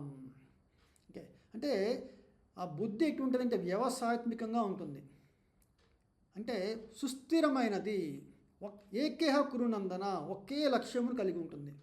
అంటే మనకి ఒకసారి అంటే మంచి చెడు అంటాము, ఈ భగవత్ ప్రీతి కోసం చేసే దాంట్లో మంచి చెడు అనేది ఏమి ఉండదు. ఎందుకంటే మన గోల్ వచ్చి భగవత్ ప్రీతి మాత్రమే. భగవంతుడికి మంచి చెడు అనే రెండు ఒకటే, అంత ఆయన సర్వాంతర్యామి, ఆయన బ్రహ్మాండంలో, ఓకే, ఆయన యొక్క సర్వశక్తిమంతుడు. ఓకే, ఆయన దృష్టిలో ఇది మంచి చెడు అంటూ ఏముండదు. ఓకే, అది మనము ఈ ఆత్మతత్వాన్ని మనం పొందలేకపోవటం వల్ల, ఓకే, మనకి సంబంధించి, ఓకే, ఇది మంచి ఇది చెడు అని ఆచరిస్తాం అన్నమాట. ఓకే, అంటే ఈ శరీరం దృష్ట్యా దీన్ని థియరీ ఆఫ్ రిలేటివిటీ అంటారు. ఎందుకంటే ఎప్పుడు మార్పు చెందుతూ ఉంటుంది కదా, కానీ ఆత్మకి ఎప్పుడు మార్పు లేదు. ఆత్మకి మార్పు లేదు. ఓకే, దాని దృష్ట్యా, ఓకే, లక్ష్యం కూడా ఒకటే లక్ష్యం కలిగి ఉంటుంది. అటువంటి స్థిర నిశ్చయము ఎవరికి ఉండదు అంటే ఈ యొక్క అజ్ఞానములో ఉన్నవారికి. ఓకే, తన బుద్ధి అవ్యవసాయినాం అన్నారు, వాళ్ళకి బహుశాఖ ఉంటుందన్నమాట. అంటే పరిపరి విధానం, అంటే ఈ రోజు నాకు ఒక లక్ష్యం ఉంటుంది. ఓకే, అంటే ఈరోజు నాకు 2 BHK అపార్ట్మెంట్ కావాలనుకుని వచ్చింది. కొన్ని సంవత్సరాలు కాగానే అరే నాకు 3 BHK కావాలి, తర్వాత విల్లా కావాలి అని ఇప్పుడున్న జనరేషన్స్కి మనం చూస్తున్నాము. ఓకే, అంటే దేనితో కూడా తృప్తి పొందలేము మనము. ఓకే, అటువంటి అనేక విధములైన, ఓకే, అస్థిరత్వము అనొచ్చు. అటువంటి బహుశాఖ, ఓకే, బహుశాఖ అంటే బహుశాఖలుగా మన బుద్ధిని పెడదారి పట్టవచ్చు. ఎందుకు ఇదంతా ఎందుకంటే ఈ ద్వంద్వ వైఖరి ఉంటుందన్నమాట ఈ లోకంలో. ఓకే, మనకి ఒకే లక్ష్యం మీద అవగాహన ఎందుకు రావడం లేదు అంటే మనకి ఒక గురువు యొక్క ఆదేశం, అంటే భగవంతుని యొక్క ఉపదేశాన్ని మనం వినకపోవడం వల్ల, ఓకే, మనకి ఏంటి జీవిత లక్ష్యం ఏంటి అనేది మనకి పొందలేము అనమాట. సో జీవిత లక్ష్యం ఎవరైతే పొందుతారో ఈ మధ్యలో ఏర్పడుతున్న అన్నీ కూడా తన డిస్ట్రాక్షన్స్ కింద పోవన్నమాట. ఓకే, అది మనం అర్థం చేసుకోవాలన్నమాట. ఓకే, సో అర్జునుడికి చెప్తున్నారు ఇక్కడ కృష్ణుడు, ఓ అర్జున, నువ్వు చెప్పిన చాలా ధర్మాలు కూడా అన్నీ ఇందాక పాపం అంటుతుంది అన్నీ, ఇవన్నీ వేదాల్లో చెప్పబడి ఉంది. వాటిని అన్నింటినీ కూడా వేదాల్లో అల్పుగులు అయిన వారికి స్వర్గ ప్రాప్తి కావాలి, వచ్చే జన్మలో నాకు ఉత్తమ జన్మ కావాలి, నాకు గొప్ప అధికారం కావాలి అనుకునే, అంటే కామ్య కర్మలను అనుసరిస్తారన్నమాట. అది వేదాల్లో కర్మకాండ విధానంగా చెప్పబడింది. వాళ్ళు ఏం చేస్తారంటే యజ్ఞాలు, హోమాలు, ఓకే, దాన ధర్మాలు చేస్తూ నేను స్వర్గ ప్రాప్తి పొందాలని చూస్తారు. ఓకే, కానీ అంతకు మించి ఈ జ్ఞానకాండలో ఓకే, శాస్త్రాధ్యయనం చేస్తారు, మోక్ష సాధన కోసం చూస్తారన్నమాట. అంటే ధర్మ అర్థ కామ తెలుసు మనకి, మోక్ష సాధన చేస్తారు. అలాగే ఉపాసన కాండలో భగవంతుని పొందడానికి, ఓకే, భగవంత్ ప్రాప్తిని పొందడానికి వాళ్ళు ఉపాసన కాండ చేస్తారు. ఓకే, కానీ ఇక్కడ మనం అర్థం చేసుకోవాల్సింది ఏంటంటే అల్పజ్ఞులు, ఓకే, అక్కడ అల్పజ్ఞులు అన్నారు. అల్పజ్ఞులు ఈ కామ్య కర్మలను ఉపదేశించే ఆ వేదాల్లో ఉన్న భాగాన్ని మాత్రమే వాళ్ళు చెప్పారంటే మృదు మధురమైన వాక్కులు, చాలా ఫ్లవరీ లాంగ్వేజ్ అనమాట. ఓకే, అంటే మనంతా చూసారా, ఈరోజు సత్యనారాయణ స్వామి వ్రతం చేస్తాము, ఎందుకు చేస్తున్నారు అన్నాం అనుకోండి, సత్యనారాయణ స్వామి వ్రతం చేస్తే మాకు ఆరోగ్యాలు, సిరి సంపదలు, తర్వాత చాలా చెప్తారు, మేము కొత్తగా గృహప్రవేశం చేశాము, ఓకే, కొత్తగా పెళ్లి చేసుకున్నాము, ఇవన్నీ కూడా కామ్య కర్మల కింద మన ఆలోచన పద్ధతి ఉంటుందన్నమాట. వేదాలు చెప్పబడింది అన్నీ, కానీ మన యొక్క గోల్ ఏంటంటే తాత్కాలికమైన ఆనందాలు, భౌతిక ఆనందాలు పొందాలనుకుంటాము. అటువంటి వాటి గురించే నువ్వు ఎక్కువ ప్రస్తావన చేశావు అర్జున అని చెప్తున్నారు మాట కృష్ణుడు ఇక్కడ. ఓకే, కానీ ఎవరైతే ఓకే చాలా ఓకే సుకృతులు, అంటే చాలా తెలివిమంతులు ఉన్నారు అనుకోండి, అటువంటి వారు ఈ జ్ఞానకాండ లేదా ఉపాసన కాండని ఆచరిస్తారు. కర్మకాండల్ని మాత్రమే ఇప్పుడు మనం ఈ హిందూ ధర్మం అని చెప్తున్నారు కొంతమంది. ఓకే, హిందూ అనే పదం వేదాలు ఎక్కడ చెప్పబడలేదు. సనాతన ధర్మం అనే పదమే ఉంది మనకి. వర్ణాశ్రమ ధర్మం అంటారు. క్షత్రియులు, ఇప్పుడు అర్జునుడు, బ్రాహ్మణులు, క్షత్రులు, వైశ్యులు, శూద్రులు, ఇట్లాగా చెప్పిన దీన్ని క్యాస్ట్ సిస్టమ్ అని చెప్పచ్చు మనము. ఓకే, కానీ ఇవి బర్త్ రైట్ కాదు. అంటే పుట్టుకతోనే వాళ్ళు క్షత్రియులకు పుట్టరు, పుట్టుకతోనే బ్రాహ్మణులుగా పుట్టరు. ఓకే, వాళ్ళు వేదాధ్యయనం చేయడం వల్ల బ్రాహ్మణులు లేదా ద్విజులు ఇట్లా అవుతారు అన్నమాట. కానీ వీళ్ళందరికీ కూడా ఒక రిఫరెన్స్, అంటే మనకి లా బుక్స్ అంటారు చూసారా, ఆ లా బుక్స్ ఏంటంటే వేదాలు. ఈ వేదాల్లో కర్మకాండల వరకైతే ఆకర్షించబడతారో, ఓకే, వాళ్ళు ఈ భౌతిక సుఖము గురించి ఆలోచన చేస్తారు, అట్లాగే జీవితాన్ని కొనసాగిస్తారు. అటువంటి చేసేవారికి ఈ వ్యవస్థాత్మిక బుద్ధి ఏర్పడదు. ఒకే లక్ష్యము, భగవత్ ప్రాప్తి పొందాలన్న లక్ష్యం రాదు అని చెప్పేసి శ్రీకృష్ణ భగవాన్ చెప్తున్నమాట. అందుకే ఇక్కడ 2 అవాంతరాలు ఉన్నాయి. ఒకటి చెప్తున్నారు ఇక్కడ, భోగైశ్వర్య ప్రసక్తానాం తయాపహృత చేతసాం వ్యవసాయాత్మిక బుద్ధి సమాధౌ నా విధీయతే. ఈ భోగ అనుభవము అంటే భోగ ఐశ్వర్యము, సంపదలు, వీటి యందు ఎక్కువ ఆసక్తులైన వాళ్ళు, వాటిచే మోహపరవశులైన వారు ఈ భగవంతుని యొక్క భక్తియుత సేవకి స్థిరమైన నిశ్చయం కలగదు. అంటే నేను భక్తి చేయాలి, ఎట్లా భక్తి చేయాలి? ప్రతిరోజు ఉదయాన్నే బ్రహ్మముహూర్తంలో మనం భగవన్ నామ స్మరణ చేయాలి. హరే కృష్ణ కృష్ణ కృష్ణ హరే హరే, హరే రామ రామ రామ హరే హరే అనే ఈ యొక్క మహామంత్రాన్ని కలియుగంలో మనకి ఇవ్వడం జరిగిందనమాట. ఓకే, కలికాలే నామరూపే కృష్ణావతారం అన్నారు. ఇంకా చాలా రకాల హరేర్నామ ఏవ కేవలం కలౌ నాస్త్యేవ గతిరన్యత. 3 సార్లు ఇక్కడ అంటే నొక్కి వక్కానిస్తారంటారు చూసారా, అట్లాగా మనకి శాస్త్రాల్లో హరేర్నామ అని చెప్పేసి మనకి చెప్పడం జరిగింది. ఓకే, కలియుగంలో. కానీ మనకి అల్పజ్ఞులమైన అంటే భౌతిక సుఖాల వరకే అంటే కర్మకాండలో చెప్పబడిన ఆ వేదాల్లో వాటిని మాత్రమే మనము ఆచరించడానికి ఓకే మనకి ఆకర్షణీయంగా ఉంటుందన్నమాట. కానీ ఇక్కడ భగవంతుడు అంటున్నారు, నువ్వు ఈ బుద్ధి యోగాన్ని, ఈ భక్తి యోగాన్ని ఆచరించాలి అర్జున. 2 శ్లోకాలండి, ఇంతటితో మనం ఈ సెక్షన్ ఆపేద్దాము.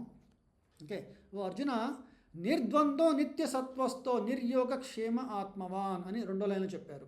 ఓకే, నిర్ద్వంద్వ అంటే ఈ సుఖ దుఃఖాది ద్వంద్వముల ఓకే మంచి నిత్య సత్వస్థో అంటే నువ్వు ఆత్మవు, అంటే ఆత్మ యొక్క మన తత్వంలోనే తను నెలకొని ఉండాలన్నమాట. అంటే నేను ఆత్మగానే నా కార్యకలాపాలు చేయగలను, అంటే భగవంతుడి ప్రీతి కోసమే నేను చేయాలి. ఓకే, అంటే ఒక శరీరం ఉంది, ఈ శరీరం మొత్తము ఓకే భగవంతుడు అనుకున్నాం అనుకోండి. ఈ యొక్క అంశ ఏంటంటే చెయ్యి అంశ. ఓకే, ఇది ఒక రకంగా. లేదా ఒక తండ్రి తన అంశాన్ని చెప్పచ్చు పుత్రుడు. సో పుత్రుడు తన తండ్రి యొక్క శ్రేయస్సు గురించి, తండ్రి యొక్క ప్రీతి కోసము తను చేసే సేవ ఓకే అది భక్తి భావము అన్నమాట. అలాగే ఈ చెయ్యి నా శరీరము ఏం చెప్తుందో, అంటే నేనేం చెప్తున్నానో ఈ చేయాలి, పని చేయాలి. ఈ చేయలేదనుకోండి మనం అంటాం పెరాలిసిస్ వచ్చిందంటాం చూసారా, అలాగా. సో అర్జున, నువ్వు ఈ సత్వ రజస్తమ అంటే ఈ వేదాల్లో చెప్పబడిన 3 రకాల ఓకే దశలు ఉన్నాయన్నమాట.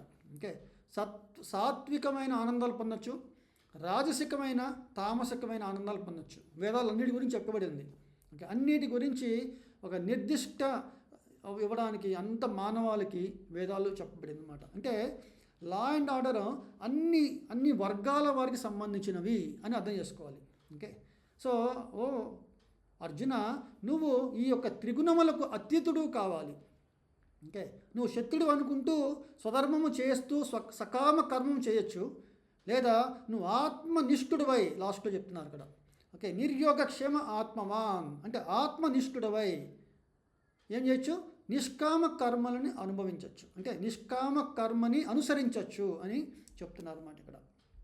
ఓకే, సో ఇక్కడ కృష్ణుడు వాళ్ళు అంటున్నారు ఇక్కడ ఒక చిన్న ఉదాహరణ చెప్తూ, ఒక చిన్న నూతి వలన నీటిలో ఉంటుంది మనకు ప్రయోజనాలు. అంటే కొంతమంది బట్టలు ఉతికే చోట ఒకటి నూతి అంటారు, ఇంకొక నూతి ఉంటుంది అక్కడ త్రాగునీటి కోసము.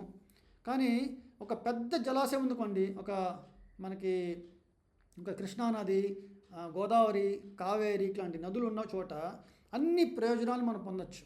ఓకే, అలాగే ఈ వేదాల యొక్క సారాంశాన్ని అంటే ఈ వేదాల యొక్క అంతరార్థమును ఎవరైతే గ్రహిస్తారో వారికి ఆ వేద యొక్క పరమార్థం అంటే భగవంతుడి యొక్క ప్రాప్తిని మనం పొందే అవకాశం ఉంది. అంటే ముందు భగవంతుడు ఎవరు, భగవంతుడికి మనకున్న సంబంధం ఏంటి అనేది మనకు అవగాహన లభిస్తుంది అని దేవాది దేవుడు చెప్తున్నారు.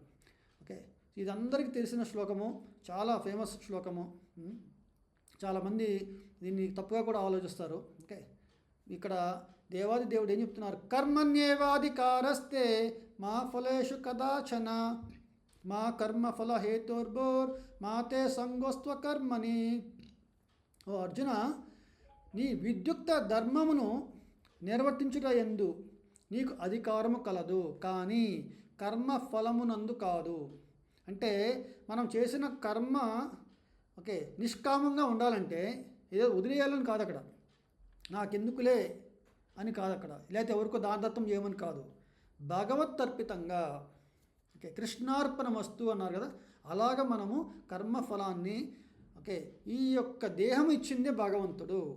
మరి ఈ దేహము భగవంతుడు అయినప్పుడు మరి ఈ యొక్క దేహము ద్వారా నువ్వు నిర్వర్తిస్తున్న ధర్మాన్ని కూడా దాని యొక్క కర్మ ఫలము కూడా భగవంతుడికి చెందుతుంది. అందుకే అన్నారు మా కర్మఫల హేతుర్భూర్, నీ కర్మ ఫలముకు నీవు కారణమని ఎన్నడూ భావించకు. అలాగని ఓకే అరే నేను ఆ కర్మఫలాన్ని అనుభవించిన నేను ఎందుకు విద్యుక్త ధర్మాన్ని చేయాలి అనే దానికి మాతే సంగోస్త్వ కర్మని. ఓకే, ఇక్కడ ధర్మమును ఓకే నువ్వు నిర్వర్తించకుండా అసక్తుడు కాకుము అంటే నీ యొక్క క్షత్రియ ధర్మమును ఓకే ధర్మానుసారంగా డ్యూటీ పరంగా చేయమని చెప్తున్నారు అన్నమాట. అంటే ఎటువంటి అటాచ్మెంట్ అంటే రాగము ద్వేషము లేనటువంటి ఓకే అని ఇక్కడ చెప్తున్నారు అన్నమాట. ఈ శ్లోకంతో ఇవాళ కంక్లూషన్ చేద్దామండి. చాలామంది కొన్ని మెయిన్ పబ్లిక్ ప్లేసెస్లో వర్క్ ఈజ్ వర్షిప్ అని పెడతారు. ఓకే ఓకే కొంతమంది మానవ సేవే మాధవ సేవ ఇలాంటి రకరకాలు కూడా ఉంటాయి. కానీ ఎటువంటి సేవ అనే ఒక స్టాండర్డ్ అనేది ఒకటి ఉంటుందన్నమాట. సో భగవద్గీతలో మనం చదివితే శ్రీకృష్ణ భగవాన్ చెప్తున్నారు ఇక్కడ యోగస్థా కురు కర్మాణి సంగం త్యక్త్వా ధనంజయ సిద్ధ్య సిద్ధ్యో సమో భూత్వా సమత్వం యోగ ఉచ్యతే. యోగము అంటే మనల్ని భగవంతుణ్ణి కలుపున్నది. అంటే యోగము అంటే గెయినింగ్ అనమాట, అంటే కలపడానికి కూడిక. ఎవరిని కూడిస్తుంది అక్కడ, ఎవరిని ఇద్దరిని కలుపుతుంది? పరమాత్మను ఆత్మను. ఓకే, ఎటువంటి దశల్లో అది జరుగుతుంది ఇక్కడ చెప్తున్నారు. యోగస్థ కురు కర్మాని అంటే ఈ యొక్క జయాపజయములందు ఆసక్తిని విడనాడి, అంటే నువ్వు కర్మ ఫలము గురించి ఆలోచన లేదు. నా యొక్క భావన ఏంటంటే నేను చేసే కర్మ భగవత్ ప్రీతి కోసమే. అటువంటి భావనలు ఉన్నప్పుడు సమభావం అన్నారు దాన్ని. అంటే జయము అపజయము రెండు ఒకటే కదా. ఇప్పుడు రామాయణంలో మనకి చాలా ఉదాహరణ చెప్పచ్చు. జటాయు రావణాసురుడు సీతాదేవిని వెతుకుపోతున్నప్పుడు జటాయువు చూశాడు. తెలుసు జటాయుకి ఆయన దశకంఠుడు, చాలా వరాలు పొందిన అతను బ్రహ్మచేత. మరి నేను ఎదుర్కోగలనా అనేది ఒక సంశయం ఉంటుంది ఎవరికైనా. కానీ జటాయు అనుకున్నాడు నేను రామ యొక్క సేవలో ఉండాలి, నా యొక్క శక్తి మేరకు నేను సీతాదేవిని కాపాడడానికి ప్రయత్నం చేస్తాను అని ఆయన అనుకున్నారు. ఏమైంది? చివరికి రావణాసుడి చేతుల్లో సంహరించబడ్డాడు. కానీ ఆయన ఓడిపోయినట్ట మన మామూలుగా యుద్ధంలో ఓడిపోయాడు అని చెప్పచ్చు.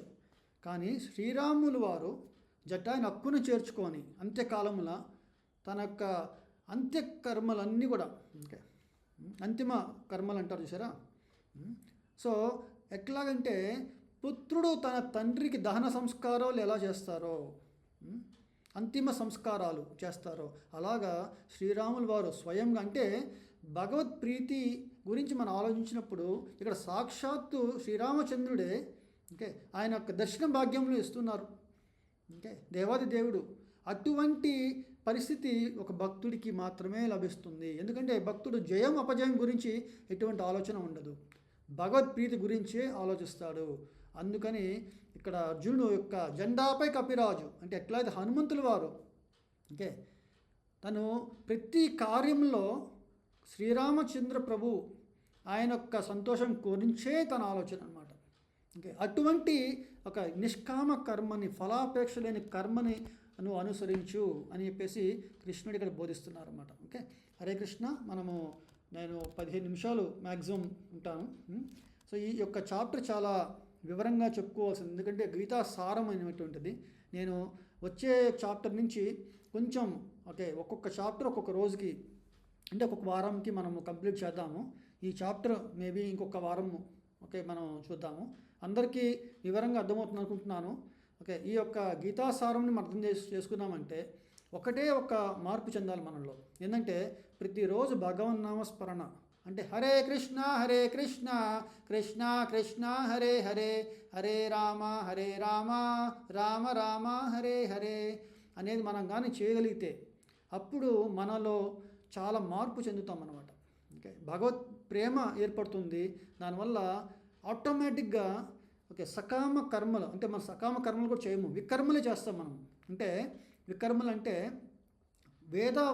వేదాలలో చెప్పబడనివి అంటే చెప్పని రీతిగా అధర్మంగా మన ప్రవర్తన ఉంటుందన్నమాట.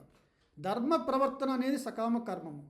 అది కాకుండా మనము ఇంకా నిష్కామ కర్మని అనుసరించే ఒక యోగం అనేది మనకి సంప్రాప్తి లభిస్తుంది అనమాట. ఓకే హరే కృష్ణ. గ్రంథరా శ్రీమద్ భగవద్గీతకి జై. జగద్గురు శిలా ప్రభుపాద్ की जय. समवेत गौर भक्त वृंद की जय. All glories to Sri Guru and Sri Gauranga. All glories to Srila Prabhupada की जय. हरे कृष्णा कृष्णा कृष्णा हरे हरे हरे राम राम राम हरे हरे. హరే కృష్ణ. అందరికీ ధన్యవాదాలు. ఎంతో శ్రద్ధతో ఒక పావుగంట ఎక్కువ సమయం కూడా కేటాయించాము ఇక్కడ. హరే కృష్ణ.